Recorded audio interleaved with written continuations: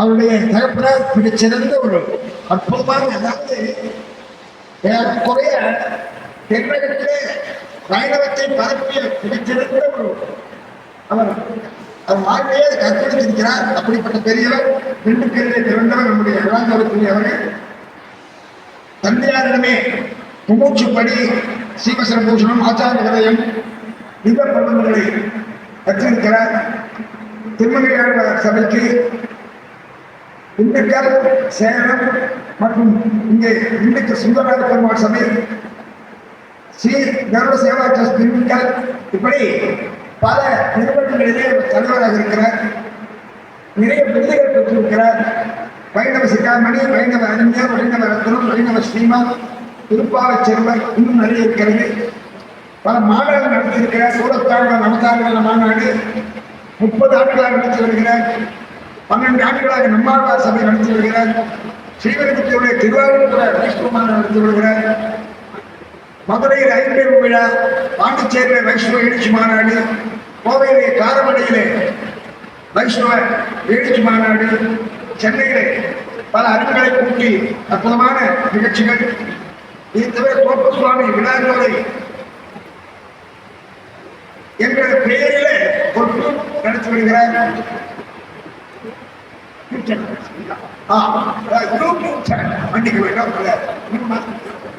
YouTube channel நடத்தி வருகிறார்.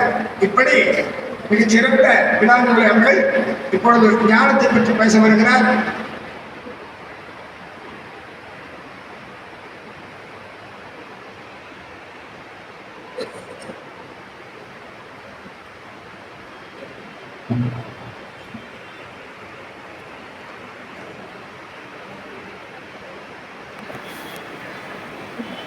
ஆழ்வார்கள் வாழி அருளிச் செயல் வாழி, தாழ்வாதுமில் குறவர் தாம் வாழி, எழுபாரும் உய்ய அவர்கள் உரைத்தவைகள் தாம் வாழி, செய்யமறை தன்னுடனே சேர்ந்து. சேலம் மாநகர் ஒரு பெரிய சமய புரட்சியை செய்து கொண்டிருக்கின்றது. நாம் உயிரோடு இருப்பதற்கு நீரின்றி அமையாத உலகம். அந்த நீரை நாம் எவ்வாறு பாழ்படுத்தினோம் என்று சொன்னால், அத்தனை ஊர்களிலும் நகர அமைப்பு என்று சொல்லக்கூடிய டவுன் பிளானிங் பண்ணும்போது அந்த கழிவு நீரை எங்கே செலுத்துறதுன்னே தெரியாமல் எல்லாரும் கடைசியில் எங்கே கொண்டு வந்து விட்டாங்கன்னா நதிகளில் கொண்டு வந்து விட்டுட்டாங்க. வற்றாத ஜீவ நதி, அதை தினசரி தொழ வேண்டும். அந்த தீர்த்தத்தில் இறங்குகின்ற பொழுது அதனுடைய அனுமதி பெற்றுட்டு உள்ள போகணும். பூமியில நாம் விசர்ஜனம் செய்யும் பொழுது பூமியுடைய அனுமதி பெறணும். அப்பேற்பட்ட பெருமை உடையது நம்முடைய சனாதன தர்மம். அதையெல்லாம் அழிப்பது போல எல்லா ஆறுகளிலும் கழிவு நீரை கலந்து அதனாலே மாசுபட்டதனாலே சாமிகள் சாதித்தார்கள். இலவசமாக கிடைத்த தீர்த்தத்தை விலை கொடுத்து வாங்கக்கூடிய நிலையிலே நாம் இன்று தள்ளப்பட்டுள்ளோம். இது நமக்கெல்லாம் அவமானத்தை தரக்கூடியது என்று உணர்ந்து தமிழகத்திலே முதலிலே நதிகளுக்கெல்லாம் அங்கங்கே ஆராதனை காட்டினாலும் 7 நாட்கள் தொடர்ந்து இந்த மாதிரி ஒரு விழா நடத்திருப்பது, அது இந்த அகில பாரத சன்னியாசிகள் சங்கம். சன்னியாசிகள்னா எல்லாத்தையும் விட்டவங்க. ஆனால் அவர்களால் எதை விட முடியலன்னா மக்கள் மேலே இருக்கக்கூடிய பக்தியை விடலை. அவர்களுக்கு இந்த மக்கள் எல்லாம் இறைவனிடத்தில் பக்தி வேணும்னா குளிக்கணும். குளிக்காமல் எவனும் ஆலயத்துக்கு வர்றதில்லை. அந்த பக்தி வந்தால்தான் பிரேமம் உண்டாகும், காதல் வரும். அப்போ எது முந்தியது என்று சொன்னால் பக்தி தான். ஆனால் அடியனுக்கு திடீர்னு ஒரு சந்தேகம். சாமி விஜயராகவன் சாமி சொல்லிட்டாங்க, திடீர்னு ஞானத்தை பற்றி பேசினாரா பிரேமத்தை பற்றி பேசினார்னு எனக்கே தெரியல. ஏன்னா என்னுடைய கருத்துக்களை பூரா அவரே சொல்லிட்டு இருந்தார். என்ன கேட்டால், சில நேரங்களில் கண் பேச்சு, சில நேரங்களில் பிரேமத்தில் ஞான பேச்சு வந்துடுச்சு. என்ன காரணம் என்று சொன்னால், 4000 திவ்ய பிரபந்தம் முழுவதுமே எதற்காக ஏற்பட்டது என்றால், தனிப்பட்ட முறையில் ஒரு காட்டில் உட்காந்து 2 ஞானிகள் எம்பெருமானை பற்றி பேசிட்டு போயிருந்தா அது பிரேமந்தான். அப்படி இல்லாமல் இந்த உலகம் உஜ்ஜீவிக்க வேண்டும் என்பதற்காக எம்பெருமான் தானாய் தன்னைத்தான் பாடினான். அப்படி பாடுகிற பொழுது பிரேமம் வந்த பொழுதெல்லாம் பாட்டு நின்று போச்சு. ஏன் வரல? காலாலும் நெஞ்சழியும் கண்சுழலும்னு சொல்லி மயங்கி விழுந்தாச்சு. இட்ட கால் இட்ட கைகளால் இறைக்கும் எழுந்தும் அதாவது கைகளால் இறைக்கும் பட்டமே காவலென்று மூர்ச்சிக்கும் தான். இது பிரேமந்தான். ஆனால் ஒரு நல்ல மனைவியானவள் கணவனுக்கு சமையல் செய்து அவருக்கு பரிமாறணும்னு ஆசை இருக்கு. அந்த கணவனிடத்தில் இருந்த பிரேமத்தினால பேசாம மயங்கி விழுந்துட்டாங்க, கணவன் பட்டினி தான் கிடக்கணும். அப்ப என்ன இருக்க வேண்டும் என்று சொன்னால் பக்தியோடு சேர்ந்த காதல் இருக்கிறான். திருடனுக்கு பக்தி உண்டு, அவனுக்கும் ஞானம் உண்டு. அவனுக்கு என்ன ஆகிடுதுன்னா பிரேமம் அதிகமாகிடுது பொருள் மேல, அதனால திருட போறான், சிக்கிட்டு முடிக்கிறான். ஆழ்வார்கள் எம்பெருமானிடத்திலே பிரேமம் கொண்டுதான் இருந்தார்கள், இல்லை என்று சொல்ல முடியாது. 4000 பாடல்களையும் நாம் நினைத்தோம் என்று சொன்னால் பிரேமமாகவே அனுபவிக்கலாம். என்ன கேட்டால் அந்த பாசுரங்கள்ல எல்லா இடத்திலையும் எம்பெருமானை தலைவனாக கொண்டு மட்டும் இல்லை, அவன்தான் பரம்பொருள் என்று உணர்த்தக்கூடிய, இந்த பரம்பொருள் என்று உணர்த்தக்கூடியது ஞானமா பிரேமமா? உயர்வர உயர்நலம் உடையவன் எவனவன், மயர்வர மதிநலம் அருளினன் எவனவன், அவன் அயர்வரும் அமர்கள் அதிபதி எவன், துயரடு சுடரடி தொழு எழு என் மனநேன். இங்கே எங்கே பிரேமம் வந்தது? எம்பெருமானிடத்துல அவனுடைய உயர்வை சொல்ல வேண்டும். ஆழ்வார் எடுத்த உடனே இந்த பாசுரத்தை சொன்ன உடனே மயங்கி விழுந்திருந்தாருன்னா அது பிரேமம் தான். ஆனால் பரம்பொருள் ஸ்ரீமன் நாராயணன் ஒரு இடத்துல கூட 10 பாசுரத்துல நாராயணனே சொல்லாமல் இந்த உலகம் பக்திமயமாக மாற வேண்டும் என்பதற்காக வேதத்தை தமிழ் செய்தார். நோக்கம் என்ன? ஆழ்வார்களுடைய அவதாரத்தினுடைய நோக்கம் என்ன? இந்த உலகம் திருந்த வேண்டும், மண்மிசை யோனிகள் தோறும் பிறந்து எங்கள் மாதவனே கண்முகனுக்கிலும் காணகில்லா உலகோர்கள், இந்த உலகோர்களை திருத்தி பணிகொள்ள வேண்டும் என்பதற்காக எம்பெருமான் 10 ஆழ்வார்களை அவதரிப்பிக்க செய்தார். 10 ஆழ்வார்களும் பிரேமத்தினாலே, நம்முடைய பிரேமம் என்று சொல்லுவது ஞானத்தினுடைய முதிர்ந்த நிலை. ஆனால் கேள்வி அதுவல்ல, அடியார்களை அதிகம் ஈர்ப்பது ஞான பாசனங்களா பிரேம பாசனங்களா? ஆழ்வார்களை அதிகமாக ஈர்த்தது ஞானமா பிரேமமா என்று கேட்டு பாருங்க. நமக்கு அடியார்களை ஈர்க்கிறது அப்புறம் இருக்கட்டும், இந்த அடியார்கள்ங்கிறது யாரு? எம்பெருமானுடைய அடியார்களா, அடியாருக்கு அடியார்கள் என்று தொண்டர்களா? யார் என்று சொன்னால் எம்பெருமானையே போற்றுவது மட்டும் ஆழ்வார்களுக்கு நோக்கம் அல்ல. அப்ப எதற்காக வந்தார்கள் என்று சொன்னால் ஊரும் நாடும் திருந்த, இந்த உலகம் திருந்த வேண்டும். அதற்காக என்ன செய்தார் என்று சொன்னால் பொய் நின்ற ஞானம், பொல்லா ஒழுக்கம், அழுக்குடம்பு, இன்னென்ற நீர்மை, வினியாமராமை, உயிரழிப்பான் என்னென்ற யோனியுமாய் பிறந்தார் இமையோ தலைவா மை நின்று கேட்ட அருளாய் அடியேன் செய்யும் விண்ணப்பமே. அடியேன் விண்ணப்பம் செய்கிறேன். அது மயக்கம் அல்ல, அங்க என்ன வந்தது? இரக்கம் வந்தது.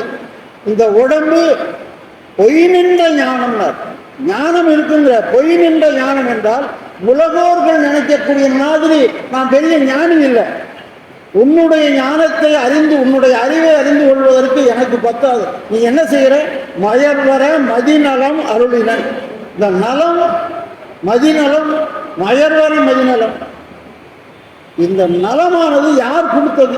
எம்பெருமானுக்கு பக்தி வருவதற்கு யார் காரணம் என்றால் எம்பெருமானிடத்துல ஆழ்வார்களுக்கு கொடுத்தவனே பெரிய பக்திவான். அவன் எப்பேற்பட்ட பக்தினான்? எம்பெருமானுக்கு பக்தி அடியார்கள் இடத்துல, நம்மாழ்வார் இடத்துல அகழ்வானும் அல்லனினர். எம்பெருமான் நம்மாழ்வார் இடத்துல தனக்கு ஆச்சாரியனாக ஏற்றுக்கொண்டாரே, அப்ப அவருடைய பக்தி வெங்கியதா, இவருடைய பக்தி வெங்கியதானா? ஆகிய பரத்தையும் கொடுத்து தான் அப்படியே அவருக்கு சிஷியனா நின்றார். அங்கு ஞானமானது தன்னுடைய ஞானம் பல அவதாரங்களிலே பகவத்கீதை சொன்னார். எதுக்காக? பிரேமம் வரணும்னா அடியார்களுக்கு ஞானத்தை வர வைக்க வேண்டும் என்பதற்காக. நிற்கின்றதெல்லாம் நெடுமால் என்று அறியாதார் கற்கின்றதெல்லாம் கடை.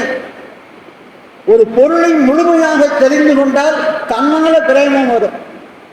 பிரேமம் வருவதற்கு என்ன வேண்டும் என்று சொன்னால் அந்த விஷயத்தை முழுமையாக தெரிந்து கொள்ள வேண்டும். இறைவனை பற்றி நான் யார், நான் நின்ற ஏது, நமக்கு நீ போக்கடி ஏது என்று சொல்லி அதை பற்றி சிந்திக்க ஆரம்பிக்க வேண்டும். அப்படி சிந்திப்பதற்கு ஒரே வழி ஆழ்வாருடைய பாசுரங்களை கற்பது, கற்ற பாசுரங்களை அடியார்களுக்கு சொல்லுவது. அந்த நோக்கத்தில் தான் இந்த தலைப்பை வைக்கப்பட்டதை தவிர ஞானம் வேறு பிரேமம் வேறு.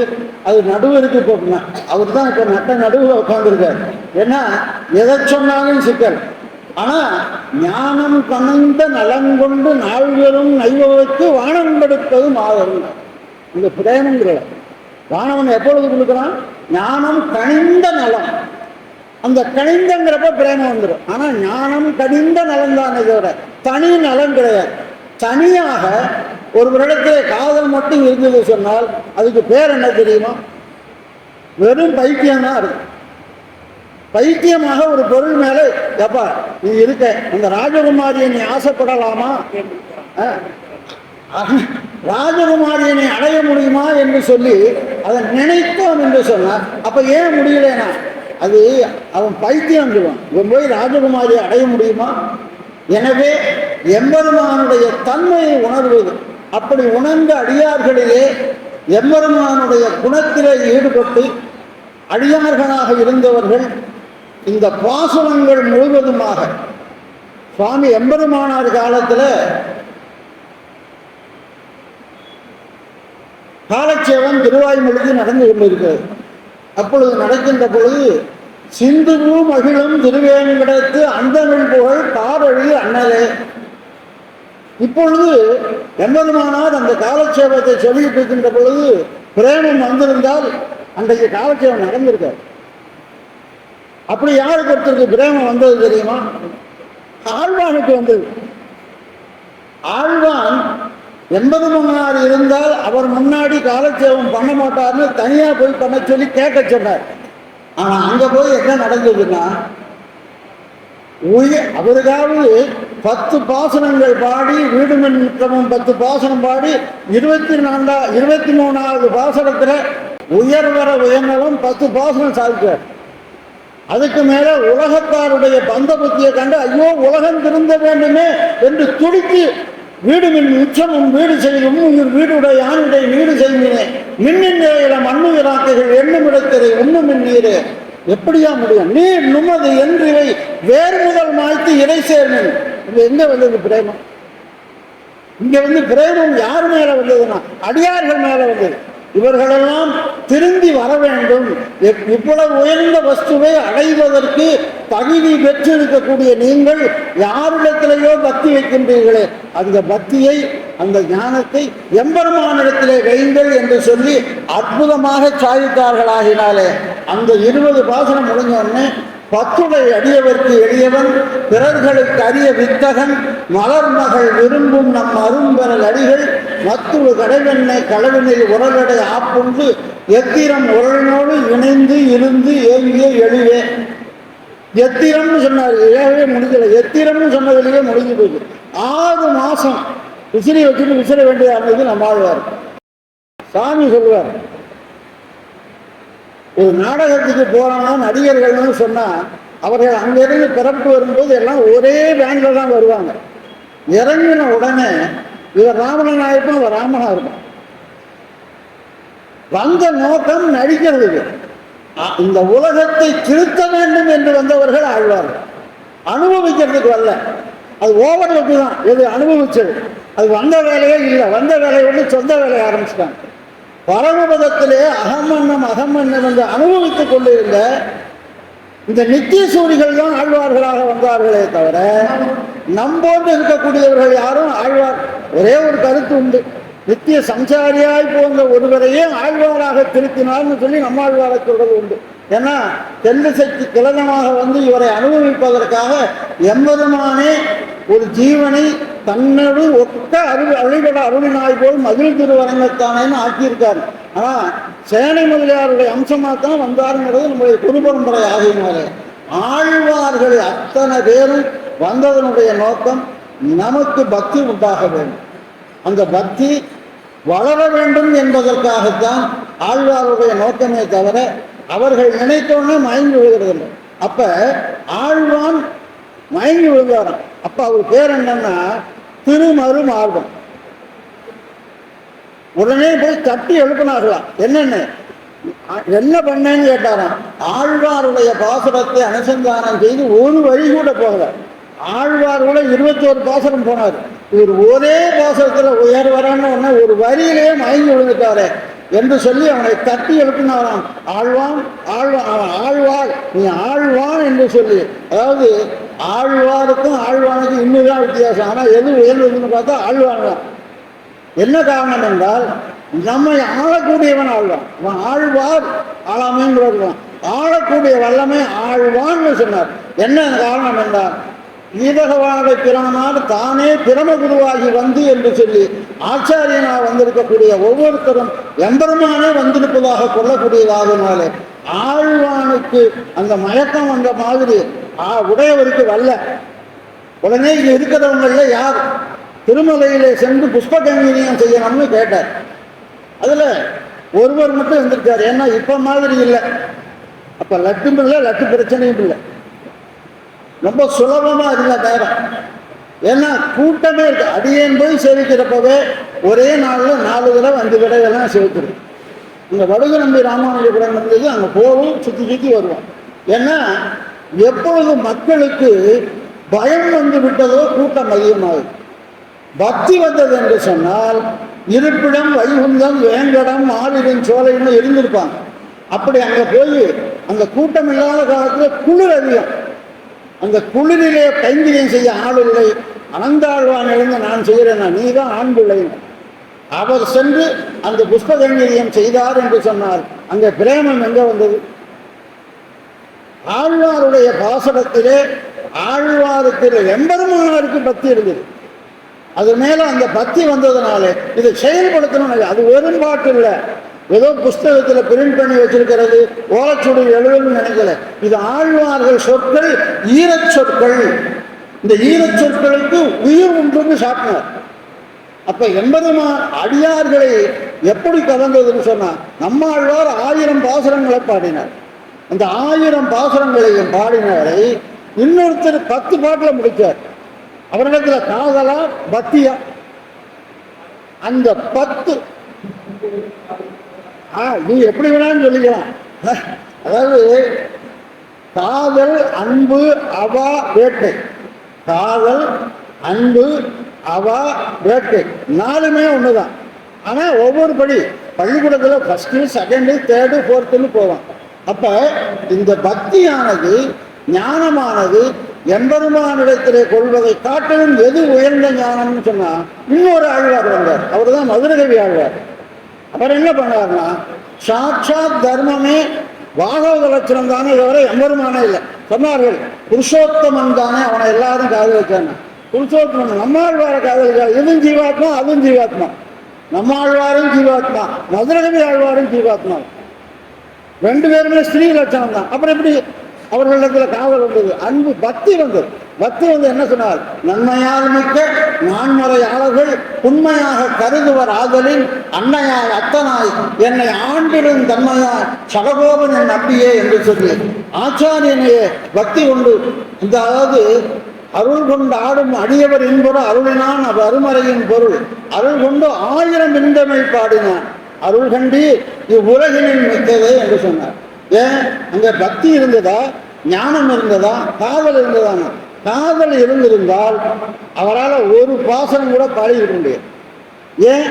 அதுலேயே அதாவது நிறைய தேன் இருக்கு.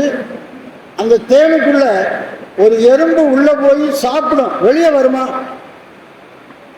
அதனாலதான் ஆழ்வாரே சொல்றார், செஞ்சொற்கவிகாள் உயிர்காட்சேமன் திருமால் இடுஞ்சோலை வஞ்சக்கல்வன் மாமாயன் மாய கவியாய் வந்து என் நெஞ்சும் உயிரும் உள்கலந்து நின்றார் அறியா வண்ணம் அது நின்றார் அறியா வண்ணம் என்று சொன்னால் ஆழ்வார் அறிஞ்சாரா இல்லையா? ஆழ்வார் அறிஞ்சிருக்கார். அதனாலதான் எனக்கு நின்றிருக்காருன்னு சொல்லி ஆனந்தப்பட்டார். அதை உணரக்கூடியதுதான் ஞானம். அது என்ன உண்டாகுதுங்கிறது அதுதான் ஞானம். அதாவது பிரேமம் கண்டிப்பா வேண்டும். ஆனால் எந்த அளவுக்கு இருக்க வேண்டும் என்று சொன்னால் எம்பெருமானை தவிர வேறொரு வஸ்துவை நாம் வைக்கக்கூடாது என்ற ஞானம் உண்டாகும். இப்போ எல்லா இடத்துலையும் எனக்கு என்றாலும் எத்தனை சாமி எந்த சாமி, எல்லா சாமியும் ஒண்ணுதான் போறாங்க. நான் அது என்ன காரணம் என்று சொன்னால் ஞானம் என்று சொல்லக்கூடிய எப்பொருள் யார் யார் வாய் கேட்பினும் அப்பொருள் மெய்ப்பொருள் காண்பது அறிவு. அப்ப அறிவு என்ன செய்யணும்? மெய்ப்பொருள் காண வேண்டும். அந்த மெய்ப்பொருளை காட்டி கொடுத்தவர்கள் ஆழ்வார்கள். அந்த ஆழ்வார்களிலே தலை சிறந்து இருந்த நம்மாழ்வாரை மட்டும் எல்லாரும் அனுபவித்தமே தவிர இதற்கு மேல அற்புதமா இன்னொரு பாசனம், தேவன் எப்பொருளும் படைத்த பூவில் நான்முகனை படைத்த தேவன் எம்பெருமானுக்கல்லால் பூவும் பூசணையும் தகுமோ. எங்க இருக்கு பிரேமம்? இதை சொன்னாரு எம்பார் என்ற ஒரு பெரிய மகான் நமக்கு கிடைச்சார். தகாதுன்னு இறங்கி வந்தார். அப்ப ஒரு பாசுரமானது ஒருவரை ஒரு உயர்ந்த நெருக்கி இழுத்துச் செல்லுதுன்னா அது பக்தி ஞானம் தானே. அதானே ஞானம். சாமி ஒரு பெரிய காதல் உள்ளவர்னு சொன்னா நல்லா இருக்காது. சாமி பெரிய பக்திமான்னு சொன்னா நல்லா இருக்கும். சாமி எல்லாம் பெரிய காதல் மன்னன்னு சொன்னா நல்லா இருக்கணும். அது ஒருத்தரும் தான் போச்சு காதல் மன்னன். அதான் காதல் என்பது குழந்தை இடத்துல, குழந்தைக்கு என்ன காதல்னு சொன்னா மிட்டாய் இடத்துல காதல். திருடனுக்கு என்ன காதல்? அந்த குழந்தை போட்டிருக்க நகையில காதல். அவன் என்ன செய்வான்? முட்டாயை கொடுத்து நகையை கழட்டிட்டு போயிடும். எம்பெருமானிடத்துல பக்தி என்பது அவசியம் உண்டானால் அல்லது காதல் உண்டாகும். ஏன் என்று கேட்டால் அவன் ஜீவாத்மா, நாம் பரமாத்மா என்பதை உணர்ந்து இதை உணர்த்துவதற்காக வந்ததுதான் நம்முடைய சம்பிரதாயம் முழுவதுமே. அதில் அற்புதமாக சொன்னார்கள். அதாவது சாமி சொல்லும்போது சொன்னார், உங்களுக்கு ஞானம் மட்டும் இருந்தால் மூளையெல்லாம் உட்காந்துருக்கணும். ஞானம் மட்டும் இல்லை, பக்தி இல்லை. யார் மூளையில் உட்காந்துருந்தாருன்னா இட்டகால் இட்ட கைகளால் இழைக்கும் எழுந்துவாய் மயங்கும் கட்டமே காவலிருந்து மூச்சுக்கும். மூச்சுக்கு எங்க இருக்காங்க? மூளையில தான் உட்காந்துருக்காங்க. அப்படி இல்லாமல் பாசுரம் தலைக்கட்ட நாடு விடுங்க நச்சுப்பொய்கை ஆகாமைக்காக இத்தனையும் சொல்றார். நச்சுப்பொய்கை ஆகியும் பாசனம் கேட்டாரு பரமபதனம் போனால் பிரயோஜனம் இல்லை. எனவே அப்படி ஞானத்தை எம்பெருமான் கொடுத்த ஞானமாகினாலே அதுக்கு மேல ஆளவந்தார் காலத்துல ஆளவந்தார் காலச்சேரம் நடந்துச்சு திருவாய்மொழி பகவூசி. அதுல நடமினோ நிமிருள்ளி நாம் உனக்கு அறிய சொன்னோம்னு. அதை கேட்டாத்த நாமளாம் என்ன செய்யணும்? வண்டி இருந்தால் போகலாம், டிக்கெட் கிடைச்சா போகலாம். அதனாலதான் ஆழ்வாசனம் நடமீனோங்கிற நீ நட. உடனே என்ன சொன்னாராம்? அன்றைக்கு காலச்சேர கோஷ்டி அவ்வளவுதான். ஆள வந்தார் அப்படியே கிளம்பிட்டார். நேராக சென்று எங்க போய் சேரார்? அதாவது திருவனந்தபுரத்திற்கும் கெடுமிடர் ஆயவெல்லாம் கேசவா என்ன அந்த பாசுரத்தை சத்தியம் என்று நம்பினார். உடனே பரவிட்டார். அதுதான் ஞானமே தவிர அவரிடத்துல எனக்கு அன்பு நிறையா இருக்கு, சாமி இடத்துல ரொம்ப அன்பு அதிகமாக இருக்கு, அவரை விட்டு பிரிய முடியாது அப்படின்னு தாகமாக இருக்குது. ஐயோ உங்ககிட்ட அன்பு நான் பிரிஞ்சு போக முடியாது, போய் தீர்த்தம் எடுத்துட்டு வர முடியாது, உங்களை பிரிய முடியாதுன்னு சொன்னால் அது என்ன அர்த்தம்? எது செய்ய வேணுமோ அதை செய்ய வேண்டியது ஞானம். எது செய்ய முடியாமல் தவிர்ந்து ஒரு உயர்ந்த நிலை மூச்சையாது கோமா ஸ்டேஜில் உட்கார்ந்துருக்காரு. அதை எந்த நிலையில சேர்க்கிறது? அவருக்கு பக்தி இருந்து பக்தி ஞானமாக மெழுந்து ஞானம் புறபக்தியாக மாறி அது ஆச்சாரிய அபிமானமாக மாறும். ஆச்சாரிய இடத்திலே செல்லக்கூடிய அளவுக்கு வளர்த்துக் கொள்வது எது என்று சொன்னார்? ஞானம்தான். அந்த ஞானமானது எம்பெருமானை தவிர பிற வஸ்துக்களுக்கு பரமபதம் கிடைக்க சொல்றாங்க. எந்த தெய்வமாக இருந்தாலும் என்ன எல்லாம் ஒண்ணுதான், எல்லாம் ஒண்ணுதான். நான் இல்லைன்னு சொல்ல, நாங்களும் அதைத்தான் சொல்றோம், எல்லாம் ஒண்ணுதான். எந்த தெய்வம் நீ எது, அதாவது வேற எந்த மகன்களா இருந்தாலும் சரி, அத்தனை தெய்வங்களுமே நாராயணன் படைத்தான் நான்முகனை நான்முகனை பேரார் சிவன் பிறந்தான் என்றென்றோள் சீரார் மொழிசைக்கு வாழலாம் நெஞ்சமே மொய்மூ மொழிசை பலனடியே வாழ்த்து என்று சொல்லி அற்புதமாக நாராயணனே நாராயணனே நமக்கே பகை தருவான். ஆண்டாள் அந்த இடத்துல முதல் பாசுரத்தில் முதல் வரியிலேயே நாராயணனே பறை, நாராயணனே தருவான், நாராயணனே பறை என்று இருக்கக்கூடிய நமக்கே தருவான். இது எப்பேற்பட்ட ஞானம்? இதுதான் பறக்கும். நாராயணனே பரதேவதை என்பதை உணர்ந்து அவனை அல்லது உயிர் வரிக்க முடியாது என்ற நிலை வருகின்ற பொழுது அவன்தான் பரம்பொருள் என்று உணர்த்துவது ஞானமாகிறாரே. ஞானம் இல்லா சிறிய நேரங்கள். ஞானம் இல்லை என்று சொன்னால் எம்பெருமானை உணர்வது கடினம். அதை உணர்த்துவதற்காக ஆழ்வார்கள் வந்தார்கள். அப்பேற்பட்ட ஆழ்வார்களிலே, அதாவது இன்னொரு ஆழ்வார் ஒரு பாசுரத்தை சேர்க்க, நம்மாழ்வாரே அசரீதியாக நாதமுனிகளுக்கு சாதிக்கிறார். அப்படி சாதிக்கிற பொழுது திருவாய்மொழி வந்துட்டே இருந்தது, பொலிக பொலிக போயிற்று வள்ளியில் சாபம். ஏன்னா அடியனுக்கு என்ன தலைப்புன்னா, அடியார்களை முழுதும் ஈர்ப்பது காதலா ஞானம், ஞானமா பிரேமம். அடியார்கள் என்பது ஆழ்வார்களா? ஆழ்வார்கள் அடியார்களுக்கெல்லாம் தலைவராக இருந்தவங்க. ஆனால் அவருடைய பாசுரங்கள் அவர்களே ஏற்றுக்கிச்சா?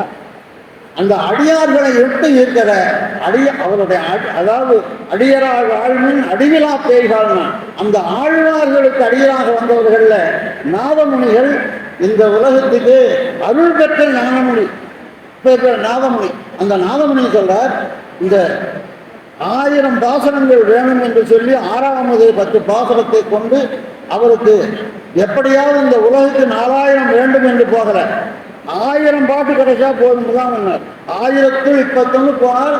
ஆழ்வாரிடத்துல சாமி சொன்னார், வெங்கடேஷ் சாமிகள் சொன்னார், 12000 முறை ஏக சிந்தையனா ஒழி சொன்னார். அப்பொழுது ஆழ்வார் திரையை போக சொல்லி அந்த பகுதியில் வந்து சொல்ல சொல்ல பட்டோலை சொன்னார். எந்த இடத்துல வந்து நின்றுச்சுன்னா, பொலிக பொலிக போயிற்று வள்ளி உற்சாகம் கலியின் கொடும் கண்டு கொண்மின் கடல் வண்ணன் பூதங்கள் மண்ணேல் மலிய புகுந்து இசைபாடு ஆடி ஒளிதர கண்டோம் கண்டோம் கண்டோம் கண்ணுக்கு இனியன கண்டோம் தொண்டீர் எல்லீரும் வாரி தொழில் எழுது நின்று ஆளுமை என்று சொல்லி அந்த ஆழ்வாருடைய திருவாக்கில் வந்த வார்த்தையை கேட்ட உடனே பிரேமம் வந்திருந்தா என்ன செஞ்சிருக்கணும்? நாதமுனிகள் பேசாம பேனாவதில் படுத்துவிட்டு பட்டோலை கொள்ள முடியாது. என்ன செய்தார் தெரியுமா? உடனே அந்த திருவாய்மொழி மேலே ஏற்பட்ட பக்தியை விட அந்த அவதார புருஷன் எப்பொழுது தோன்றுவான்னு அப்பவே கேட்கிறார்.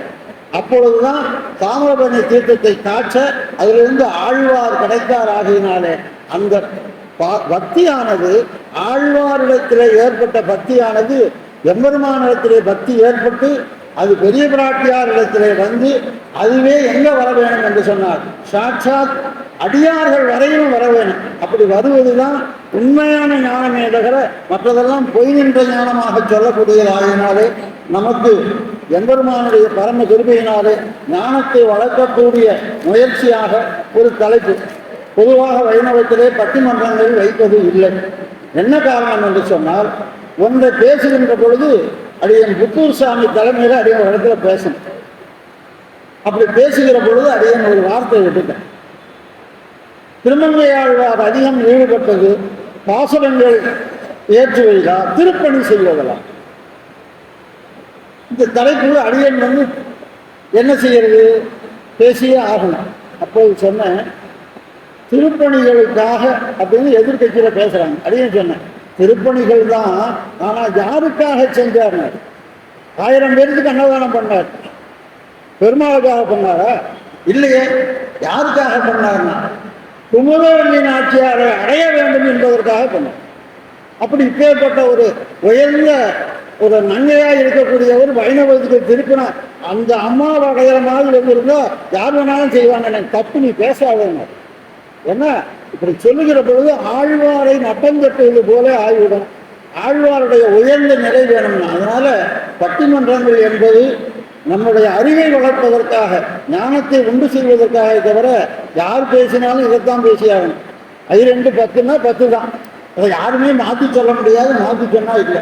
அப்படி இல்லாமல் 4 பேர்களுக்கும் வாய்ப்பு கொடுத்த நம்முடைய ஸ்ரீதர் சாமி மற்றும் இந்த அமைப்பிலே அத்தனை பேரும் ஒரு பெரிய இது வந்து ஒரு யாக வேள்வியாக நடத்துகின்றார்கள் தான் சொல்லணும். அதாவது எங்களுக்கெல்லாம் கொஞ்சம் வருத்தம் தான். என்ன வருத்தம் என்றால், மினிமம் அவருடைய உழைப்புக்கு தகுந்த ரெஸ்பான்ஸும் இல்லை.